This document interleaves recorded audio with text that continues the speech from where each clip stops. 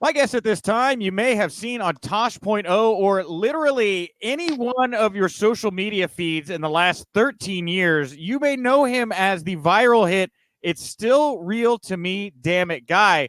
But his name is Dave Wills. Dave, thank you so much for taking the time to join me here today. No doubt about it. How you doing, Jay? What's going on? Nick, what you doing? What's going on, man? No problem. You call me Jay, whatever. I call you Nick. It's fine. It doesn't matter to me.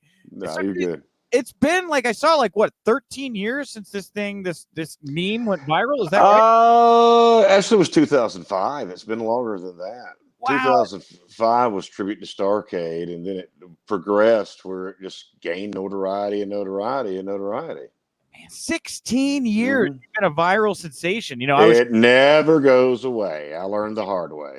I showed my girlfriend who's not a wrestling fan, and she's like, I think I know that. I showed her this, and she's like, oh my god, E-Bombs World? Yes, I remember this. Yes, absolutely. Dude, you are OG when it comes to you are OG when it comes to viral memes, I Dave. will forever be mentioned with William Hung, the Tron guy, the Star Wars kid, and Howard Dean. So it's just the way it goes. What can I do? Hey, maybe you'll get a presidential run. No, hardly. Hey, at least I wasn't, doing something that I'm ashamed of.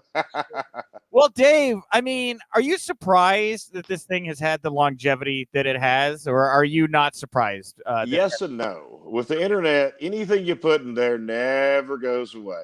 That's why you see people getting caught for tweets from 15 years ago, 10 years ago. You see people getting, busted on Facebook for whatever they used to say. I mean, pretty much everybody's a troll. And, people love to see people get brought down. They also like a comeback story, too. So, hey, am I surprised? Sort of. It sometimes it seems to grow and come back. It's like the gift that never goes away. Mhm. So, at least it's not a communicable disease, or a social disease. So that's good. Do you look at it as a gift in your mind? Is this something you've embraced, or is this something maybe you still to this day kind of wish? Maybe you wish this hadn't gone viral. Like, what's your feeling on it now? Well, if you regret it, it don't matter because it already has, and there's not a whole lot you can do with it. I mean, there ain't a whole hell of a lot you can do with it. At the time, it's the way I felt. As a matter of fact, I had no idea what happened. It was Tony Hunter's tribute to Starcade back in 2005 in Spartanburg, South Carolina. And I stood up and asked a question. Hey, it was an emotional day. I saw Harley Race pulled in, pushed in a wheelchair. Mick Foley, who I love to death, great guy. Used to mow his grass, as a matter of fact, when he lived in Ackworth Wow. a few times. Um, Saw him, and he was walking a little slow. I got to see Jerry the King Lawler. I got to meet the Barbarian, who's my favorite, for the first time. So it was an emotional day to begin with, and it was also the week that Eddie Guerrero passed away. Now, anybody who watched the Raw show was balling on Monday, anyways. There's nothing you could do. I mean, his is a classic story, a comeback story. It's a fall from grace and a return. And he's a guy you want to root for professionally and personally. And unfortunately, it wound up being cut short. Everybody was bawling their eyes out because, hey, they loved Eddie Guerrero.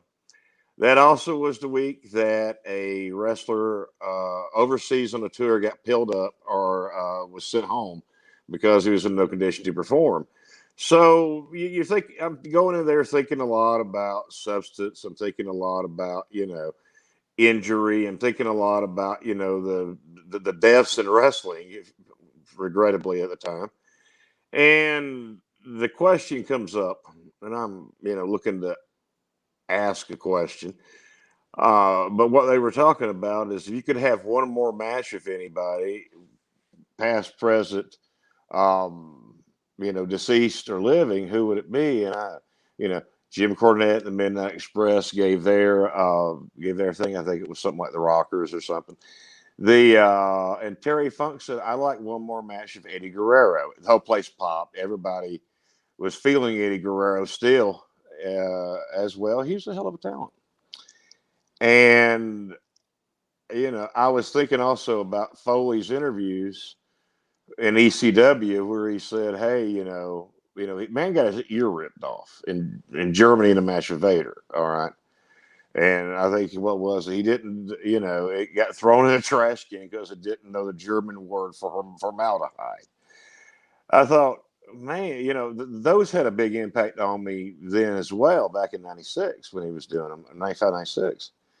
And one of the other lines he made was, how many of y'all have called Dynamite Kid up and thanked him for all the dives and bumps he did into concrete? Now that especially now he doesn't have a pot to piss in or a window to throw it out of. And I'm like, man, I was just thinking about this stuff and thinking about how I met my fave. I met Barb. I got to see all this other stuff. I'm like, man, I met Tom Pritchard, so many other folks. And I'm thinking, I just want to thank the guys. Thank you so much for all you've done, your sacrifice, what you did to your bodies. Um, you know, and that's what I want to do. It sounded great. Execution left a little bit to be desired right there. Hey, hey. It came up to where, thank you for what you did, and I don't want to see another one death in wrestling. Mhm. And at the time, that was still going on a lot. Thankfully, that slowed down. Hopefully, it doesn't speed up later with a lot of these extra bumps. Hopefully, we won't see a return of usage of painkillers and stuff like that. Sure. But at least it's slowed down for a little bit. I want to see everybody live till they're too old to die young. Yeah. Yeah. Like I said, the execution was flawed. The heart was pure, and the idea was golden. So, Hey, you know what? And I don't think you should judge the execution, right? Like uh, the reason this resonated with so many people is because obviously there was a connection to this. yeah. Some people, I think, probably really resonated with it. Obviously, there were a lot of people that just wanted to rag on you, right? Oh hell yeah, absolutely. The funny thing is, I was on a tape trading DVD trading board, and I was trading with somebody, and they had "It's Still to Me, Damn It" as their signature. I'm like, hey, that's a great line. I used it before. Have you seen the clip? I'm like, clip. Oh God, there's a clip. Basically, what happened is High Spots, I think, was doing a video. Michael up there, and they felt very similar to I do. They felt the same way. I thought it was a very powerful clip. Of course, at the end of the day, when you're in the DVD business, you want to get as much DVD business as you can. That was one of the things they put on there because they thought, man, people it will resonate with people and stuff. There's always a jerk out there. Someone clipped it, sent it somewhere. I guess E-Bombs or something, and thought that, hey, here's a guy, Southeasterner, Southern, doesn't know wrestling's predetermined, still thinks wrestling's real. Yeah, he don't know what's going on. And they had a good laugh at it, okay? I get that, but you can't control what people do. People are going to like you or not like you. If you spend all your time fretting about it, you're never going to be able to get nothing done. My way I look at it is it's been surprising to me how many people have really told me how much that resonated with them. Yeah. Not just the fans, but the wrestlers. Yeah. It's weird when you get a wrestler walk up and say, I want to get a picture with you. That's bizarre. Yeah. But I'm not going to complain about it. I mean, um, apparently I spoke for many and I didn't know I was speaking for just one. I was taken back in time to when I was a kid in Ackworth, Georgia, buying wrestling books at the Time Saver every week and all, Mhm. and just being able to enjoy wrestling as it was, and thankfully it stopped. It stopped, the death aspect, but the enjoyment was still there. But it's weird. It's still mind blowing to me. One wrestler was telling me that he sent it to another one, and he said, and then he emailed me from Japan. I'm like, it went to Japan. It's unfathomable. I don't realize people from the UK talk about it. Yeah. People all over do, it's really strange when you think I'm a meme.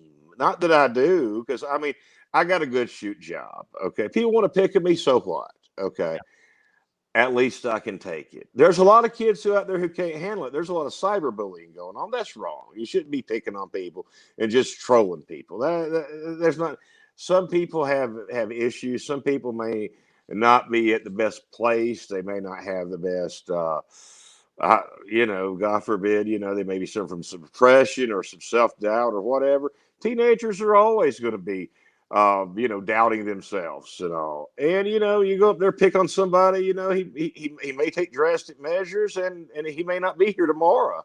And that's right. They're picking on me and laughing at me. They're not laughing at someone else, and I'm okay with that.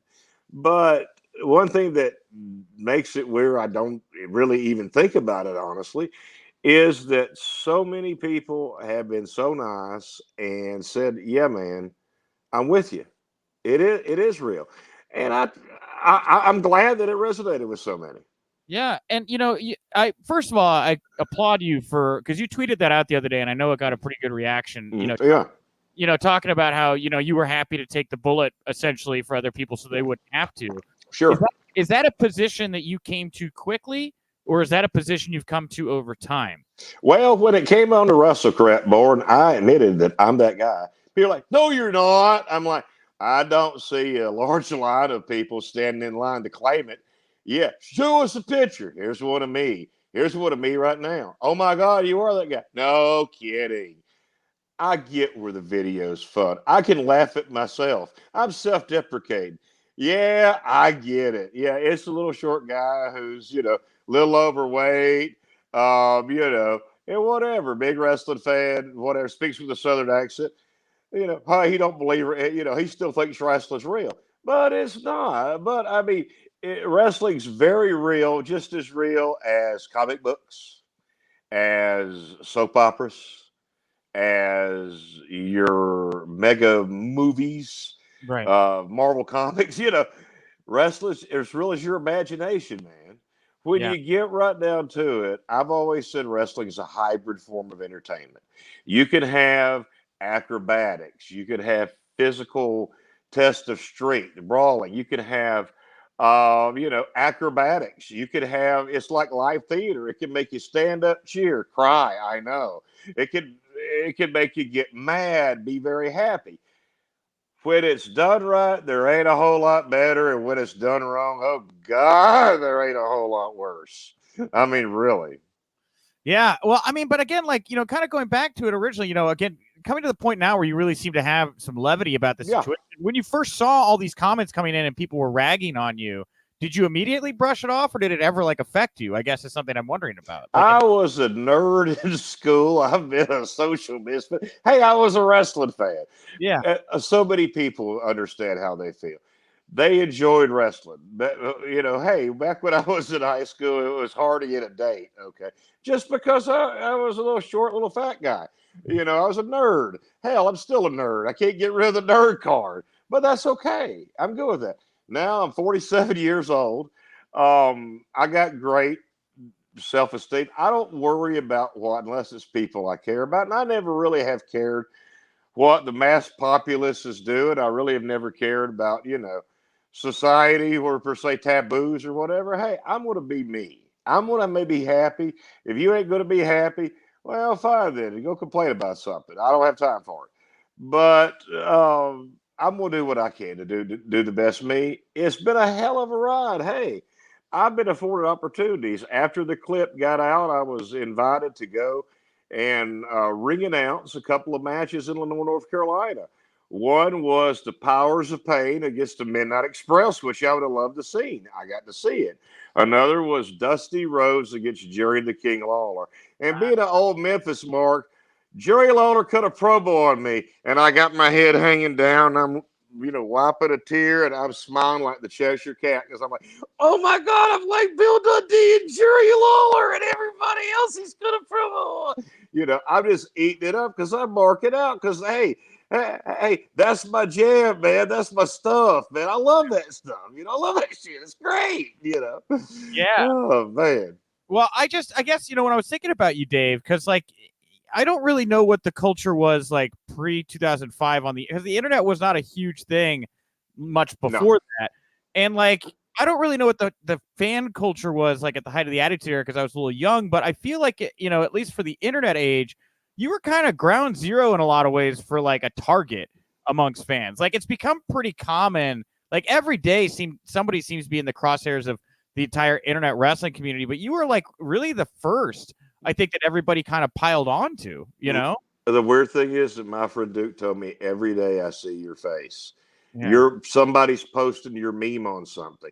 I mean, there was a sign that said history to be damned at WrestleMania.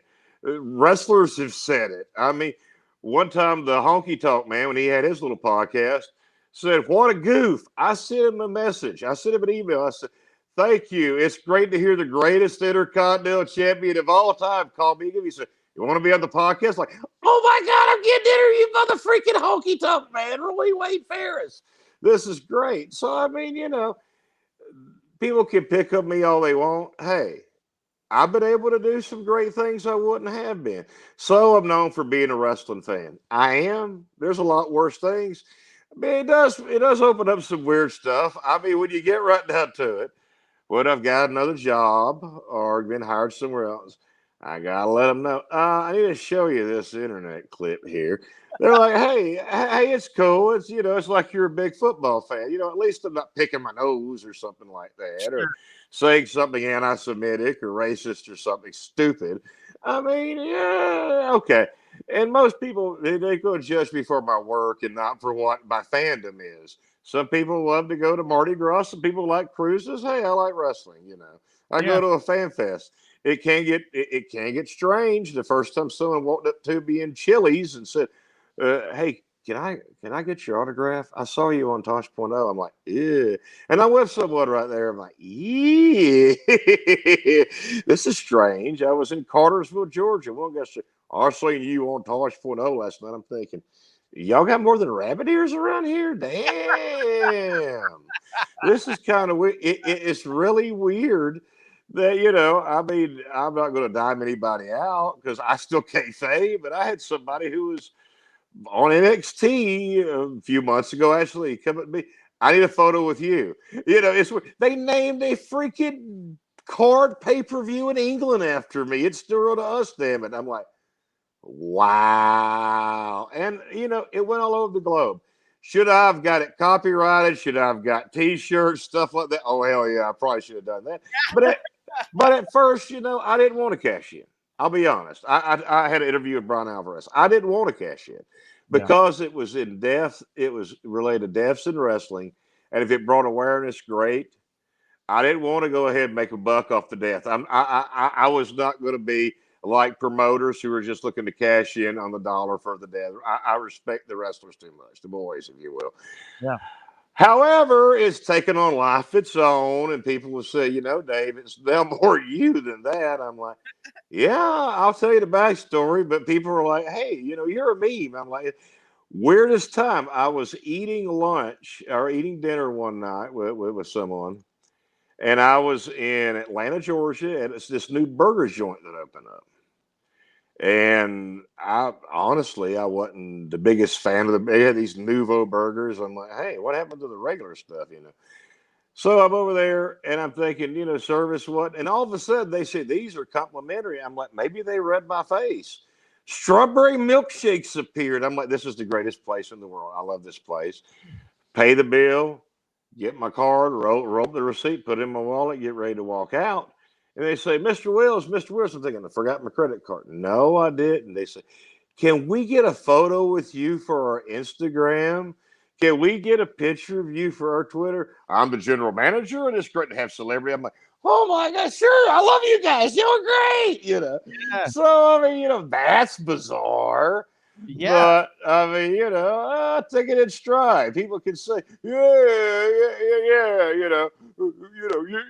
you're this, you're that. Yeah, I'm a virgin living in my mama's basement eating Cheetos. Okay, no, hey, you're some fat country sob. No, I announced Jerry Lawler against Dusty Rhodes, and that's not going to happen anymore, unfortunately. So guess what, buddy? Hey, okay, whatever. Rain on my parade all you want. I got an umbrella. I'm not studying your behind. I'll just have fun with it. So how did the Tosh experience affect you? Because obviously, like, he tried to spin you into somebody very cool. Like, they did the whole web redemption thing. How was that experience for you? And did the reaction you were getting from people change after the Tosh.0 experience? Here's the deal. I got some reaction prior. People say, well, that's the power of the internet. I correct and say, no, that's the power of television. People recognize some on the internet. The internet wasn't where it is now. Television was, because Tosh was popular. Yeah. Tosh was hip. I explained to somebody, I'm one of the most unhip people all my life. And all of a sudden, I'm hip. Go figure that one out. The funny thing is, on the way over there, I saw DiBiase on the plane. I was doing my podcast, and I gave him a card. I had no idea. I thought, no way he's coming over there to be a part of the show. No way they're going to do it. Son of a gun, there he is with Coco Ware, Sergeant Slaughter. And I'm like, what? This is crazy. Yeah. But Teddy was cool. A Coco, Sarge, everybody's always was super nice. They were there. The producers were talking to me at what, so they kind of had to call. They kind of had to tone me down because I'm a natural smart ass. I'm a smart aleck, and I would say a funny stuff. They say, okay, here's the deal, Dave. Let me smart you up about Tosh.0, how it worked. All right, the people who get the web redemptions are the normal folks, ordinary people in extraordinary situations. Tosh is the nut. I'm like, no problem. Smart me up. We'll work with that. So Okay. that's what we did. Before the filming, he's up there line, and somebody's playing the YouTube of the Ultimate Warrior. I am the Ultimate Warrior. I'm the Ultimate Tosh. So it was great. I mean, and one guy told me, he said, "Hey man, when you reverse the figure, when Dave put the figure four on you, you sold better than some of the wrestlers I saw the last pay-per-view. At least you can sell." I'm like, "Always sell, brother, always." And then he reversed it. Like, you're a ham. Of course I'm a ham. Why would I not be? Hey, I've managed, I've ring announced. Hey, you got to be a ham to be in the entertainment business. Jay, Nick, when you go up here, you don't want to go up here and say, hey, man, I want to do a show and I want to be mediocre. No, you want to blow it out of the park. You want to just blow it out of the park. You want to say, damn, this guy's the best. Okay.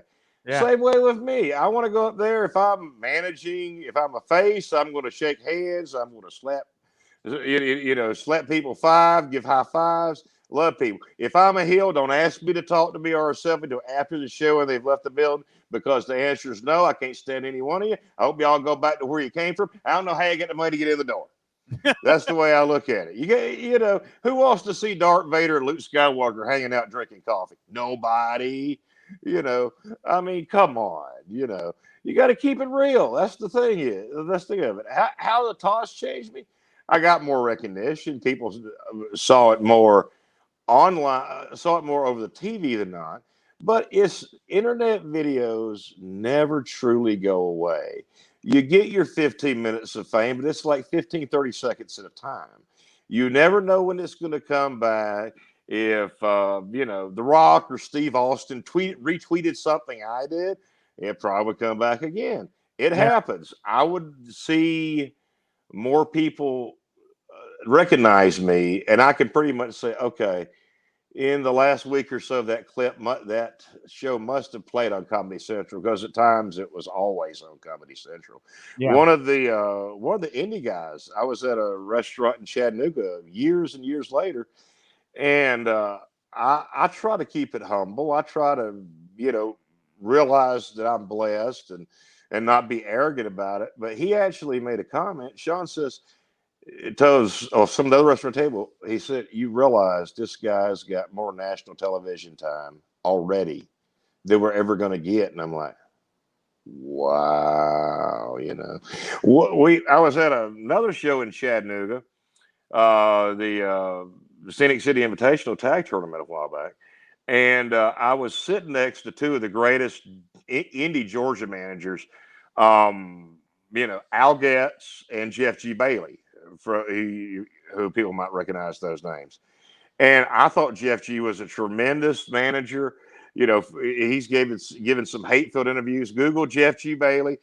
Google that, whatever. I did my wrestling match as a heel, and Shane Knowles cheated to beat me, damn it.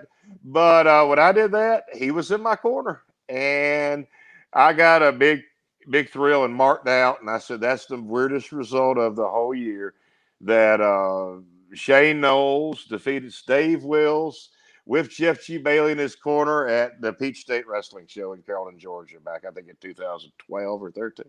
Wow. Yeah. Yeah. I mean, I mean, God help it. I don't need to be in a ring. I'm a wuss and I want to be a wuss. Come on. That's the way it goes. Hey, wrestling needs all kinds of characters, Dave. Yeah. Hey, you brought up earlier that an NXT superstar asked you for a photo. Do you remember who it was? Like, I'm just Kayfabe. Kayfabe. You can't say? I'm not going to. Kayfabe. Oh, okay. Well, were you? Kayfabe. I ain't diving nobody out. That's fine. Were you at an NXT show though? Were you going to? No, I was not. I was at a fan fest, as a matter of fact. It was WrestleCade in Winston-Salem, North Carolina. They have it day after Thanksgiving. It's tremendous. Okay. Love it. I'm going to be at a fan fest this week in Charlotte, North Carolina. T-March the Gathering 2. They got a lot of guys. I'm going to try to survive a trip with Mr. Hughes down there. Me and Curtis are going down there. That's cool. We're going to be there Friday, Saturday, and Sunday hanging out. And if he's not good, he'll come back. If he's good, he'll come back for me on a Sunday. So, no, I'm kidding. Curtis is my buddy. He's one of a kind, but then again, who's not when you're in the wrestling business, Yeah. So, well, the reason I wanted to know just kind of that is, like, I don't know how much you're keeping up. Do you still watch a lot of wrestling, or do you watch? Yeah, I watch some wrestling. Absolutely. What are you watching now, Dave? I'll tell you right now what I really enjoy. I like all kinds. I'll flip through. I'll watch a little bit of everything. I'm not as hardcore a fan as I guess I'd say I follow it like I do. Because, I mean, who doesn't read the spoilers? Who doesn't read that? But I will, I like what they're doing in NXT with Cameron Grimes and DiBiase.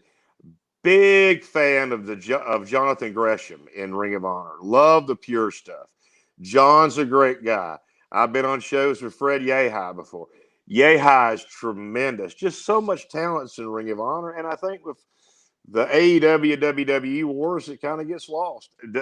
AEW, they have some good. I was there at the show in the Omni when Cody Rhodes took on Wardlow.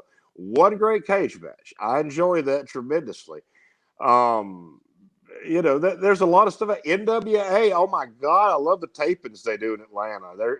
They decide to move to St. Louis for the next one, and well, I wish they stuck around here. When they come back, I'll be back. I don't know if I'll be up there, but doggone it, hey, good stuff. I enjoy local wrestling and indie wrestling. I enjoy Fan Fest. I'm available for Fan Fest, Sure. I'm available to go or be booked. Hey, if you book me and pay me, I'll definitely be there. Yeah. Do you have a relationship with WWE? Have they ever reached out to you about doing anything? I know they've been putting over super fans. No, I didn't, but they can feel free to give me a call. Hey, they will put me over. As long as I get some cash, I'm okay with that. Okay. Hopefully they will be sure to take care of their talent in the future. I don't see anything wrong when you're getting lots of money from Peacock for, helping out the guys who have fallen on some hard times, for maybe having some financial or medical stuff, I mean, when you get right down to it, the guys should be able to join the stunt workers union if they want to. I mean, or television after SAG-AFTRA. I mean, shoot, they're on television. You're pro wrestlers for having some union or some kind of representation. I'm pro wrestlers, damn it. That's what I am, because these guys, every time they get out there and a lot of the guys who were hurting years later didn't go out there and do Hurricane Ranas. They didn't do 360s and 450s. I'm concerned to see what happens when these guys get their age. Yeah. But I am very pro wrestlers and pro wrestling. I think they need to take care of. When they do that, it's like they're suffering a car crash every night. Right. Hey, one car crash sucks. You have one every night. That right there could affect your back, your neck, who knows what, and your livelihood. I mean, if you watch Beyond the Mat, the movie, Terry Funk had a rough time getting out of bed. I mean, and I love the deaf Terry Funk. Terry Funk's a great guy. I mean, but doggone it, you think when you're on national television, Fox, USA, they can help them out a little bit, or they can put something in place. Or some people say, well, I could get my own insurance. I could do this. I could do that. Yeah, but no head, it'd be cheaper if there was a group rate or something like that. And you know what? And it would make them behave themselves better. It'd be great to see that. These folks are doing this stuff for entertainment and money, but at the same time, you see other things going on in other industries. Why not here? Independent contractors. Yeah. Who knows if that'll stick around or not? Yeah. FedEx had to deal with that. Uber and Lyft, rideshare, DoorDash had to deal with that.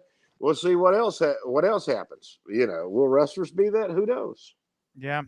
What do you think of Vince McMahon? What do you think of him? Just Never met the man. Never yeah. met the man. But what do you think of him like as a person? I mean, you talk about how there should be a wrestlers union of sorts. Obviously, Vince is like a big kind of hurdle in that. He's given us a lot, Well, but at the same time, there are issues. That's just kind of why I was wondering. well, I judge people by how they've treated me. I have watched his product. I think that he can't be held responsible for everything, but I think he sure help do more. He one time said, "I think the wellness program was strictly PR." I understand you can't take responsibility because there's liability involved in that. But I mean, you hear some good stories about Vince. You hear about. I'd love to meet the man. I never met him to be able to judge him. Hey, if if I was able to, sure, I'd be happy to go meet Vince or whatever. But no, I never met him. I never met Tony Khan. I'd like Yeah. to meet him too. It'd be interesting to and have a conversation. I'm sure they have reasons, and I'd listen to it with open mind. Yeah, for sure. So what are you up to these days, Dave? I don't know if you want to tell us what you do or like I guess I work a shoot job in Atlanta, Georgia. I'm in project management. My client really likes it. They're kind of humored by it. The owner and boss of our company is quite humored by this. She's a wrestling fan. okay. And, she's met Abdul the Butcher. I love me some Abby. He's a great dude. Um, and that's what I do. And also, like I said, going to the gathering coming up in Charlotte this weekend. I think it's July 22nd to 25th. Going to Russell K day after Thanksgiving. That's in Winston-Salem. Get your tickets now. Tracy Myers does a heck of a job. I mean, this is where unreal stuff happens. I mean, last year I was standing in the bar at about 12:30 in the morning on a Saturday having a conversation with Road Warrior Animal and Johnny Fairplay. I mean, stuff you're never going to get to do again. It's mind blowing. The talent that's there, the people you're going to meet that's there. I mean, it's tremendous. It's a fun thing. And I think me and Curtis are going to, so I think Superfest 2 in Baltimore coming up. I can't remember the date on that, but Okay. they will be up there. And I'm sure I'll do some other shows too if it comes about. It all depends on my shoot job. I'm not a mark for myself. It's not like I'm out there trying to, get booked. I'm not a wrestler.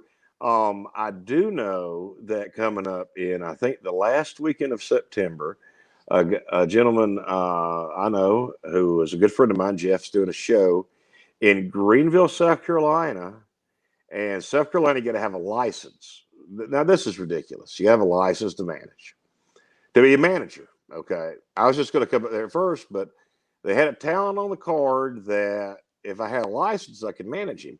So I went, got the physical and everything, talked about my primary care, sent the stuff into the South Carolina Athletic Commission. And, well, the manager thing I understood was more of the real manager, the guy taking money and stuff like that and setting trading and stuff like that. So they approved my license as a wrestler. So I'm an athlete. Yeah, right. Wow. But Wow. I will be up there, not as a wrestler, mind you, but I have a license. I can do it. Uh, unless plans change, I'll be there in the corner of my middle school childhood favorite. Call him King Konga. Call him the Barbarian. Yeah. Barbarian hopefully be in a match. I'm looking forward to that. Unless it gets canceled, then well, who knows?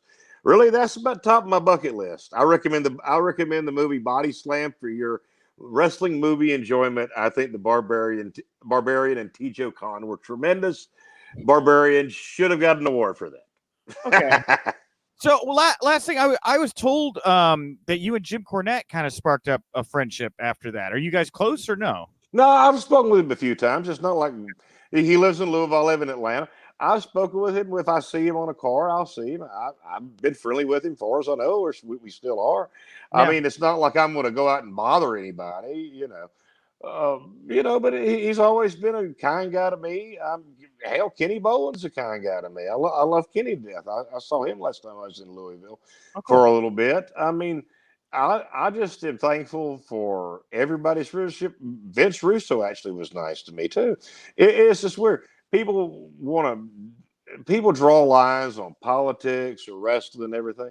Hey, I like everybody. You treat me nice, that's great. If you're a jerk to me, then piss off. I mean, that's the way I take it. Not that I'm going to tell you that, but I mean, hey, I try. Steve Kerr in an interview in Memphis Wrestling one time said, "It's nice to be important, but it's more important to be nice." So I try to be nice. Unless I'm a heel, then I don't like you, and I wish you'd go home. And you shouldn't even be around here. I don't know why they bought you that. Hate you fans. Nah, isn't work. Is it still real to you? Damn it. Well, Nick, wrestling daily is still real to me. Damn it. Thank you, Dave. My Dave, pleasure. where can people go find you, follow you, support you if they want to do those things, Dave? Twitter right there, still real Dave, right there. You see him right there. Where is it? How can I make this happen here? There we go. There we go. Still real Dave. They can follow me right there. They can contact me, direct message me, follow me, give me a tweet, say you want to talk to me. If you have money, then I want to talk to you. If you want to book me on a show, really, hey, I got to be on the pay-per-view Talking Shop 2 with Gallows and Anderson. That's right. I got to, wrestle, manage, whatever. Hey, if so, I would love to be on the two things I got left is to manage the Barbarian, which hopefully will happen unless something happens with the Delta variant. I shudder and I cross my fingers, but I want everybody healthy first. Want to be safe, but or be in a weekly television show. Hey, call me. I'll take a bump. Hey, Billy Corgan, man, he could use the national attention right now. Well, I'm around. I ain't hard to find. They know where I'm at. Hello, NWA. Dave Marquez, you're coming. Send me an email. I sent you one a long time ago. I love it. Dave, thank you so much for the time. My pleasure. You're such a great sport, man. I think it's wonderful what you're doing, addressing the cyberbullying issue. I know you don't want to encourage people to be cyberbullies and make you a target, but I just think it's something that needs to be addressed. It's really kind of since 2005 when it happened with you, that particular issue in pro wrestling has just exploded so much in the past decade. Again, I don't know. Even in life, if you get some kid who gets picked on, and let's say that he has maybe a different, sexual orientation or something, and he's outed, he doesn't see life when you're 47 years old or 35 years old. I'm 47. When you're 21, he sees that as his world has broken down right then. Or if, hey, I'm not the prettiest guy in the world. If I joke, if he's funny looking, if you go around there and I was picked on in school plenty of times. I didn't fight back. Now I'm like, whatever. But at the same time, you never know what someone's going through, and you got to be careful with that. And just remember, it's nice to be important, more important to be nice. Hey, I get a good rib. Everybody likes to rib, but let's try to be nice to each other. Let's try to stay away from our differences and try to find some things we got in common. Hey, we like wrestling. We can debate over which is the best, what we like the most, but hey, what can you do? At the end of the day, we all bleed red, man. We all got families. We all want to make money and have shelter and live good, live well.